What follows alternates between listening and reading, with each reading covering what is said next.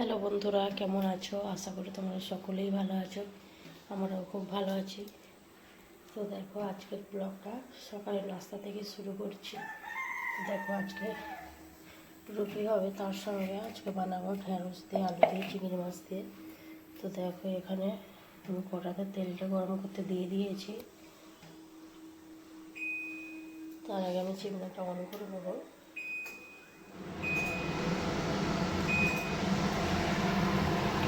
তেলটা গরম হয়ে গেছে, এবার আমি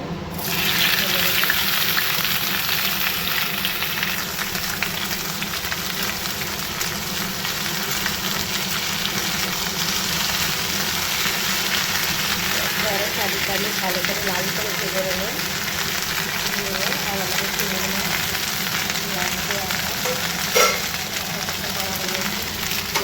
দিয়ে দেবো। চিংড়ি মাছটা ভেজে শাড়িটা ভেজে এর মধ্যে দিয়ে দেবো। তো এদের সব রকম মশলা দেওয়া রয়েছে, একটু হালকা করে গরম করে নেবো।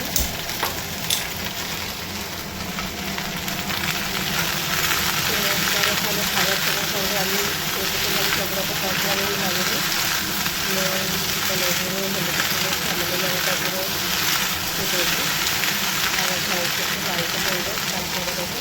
সেগুলোকে দেখতে থাকো, করে আপনার যদি ভালো লাগবে। আর ব্লগটা একটু দেরি করেই ছাড়া হচ্ছে।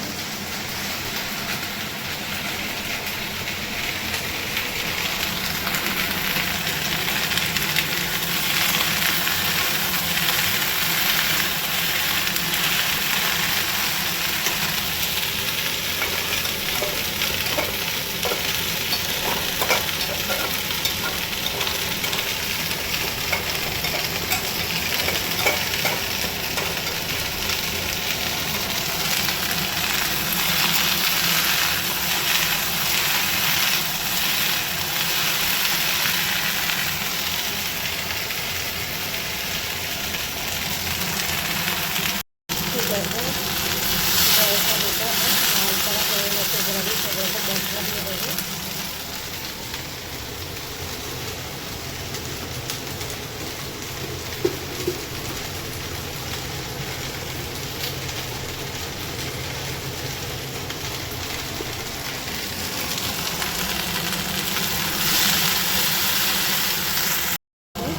আমি সারিটা করে আমি ঘরের মধ্যে দিয়ে দিয়েছি এবং একটু ভালো করে একটু কষে নেবো।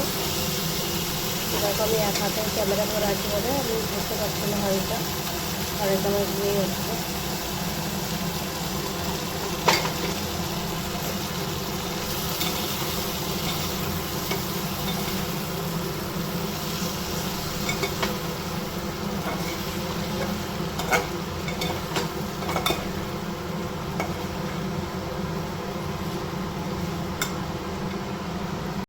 কষা হয়ে গেছে, এবার আমি সামান্য পানি দিয়ে দেবো।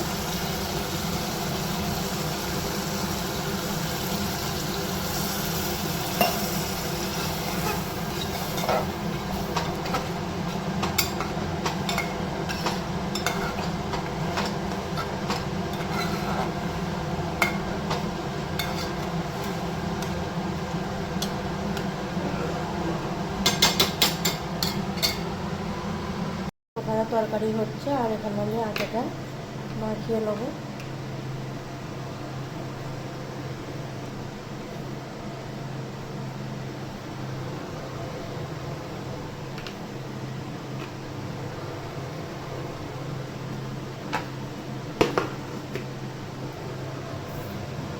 তো দেখো, আমার কিন্তু ঢেঁড়স আলু চিংড়ি মাছটা একদম রান্নাটা রেডি হয়ে গেছে। তেলটা একটু বেশি হয়ে গেছে।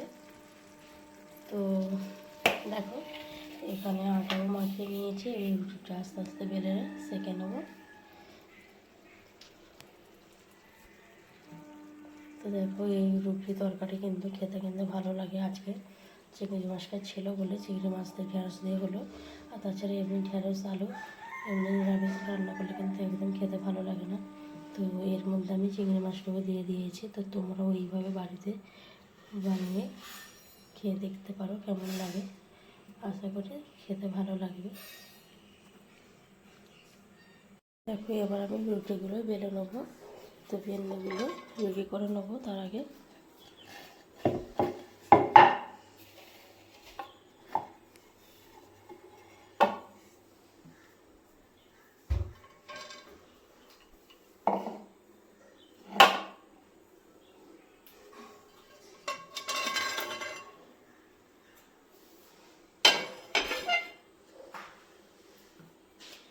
তো দেখতে থাকো ব্লগটা প্রথম থেকে শেষ পর্যন্ত স্কিপ না করে।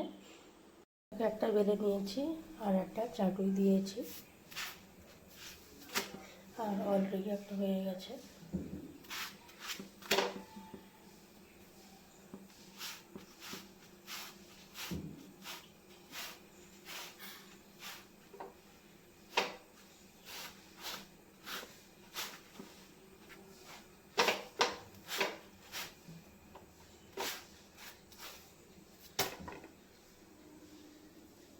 তো দেখো আমার সব রুটিগুলো কিন্তু করা হয়ে গেছে, শেষে এখন একটা রুটি বাকি আছে, এটা হলে কিন্তু আমার হয়ে যাবে।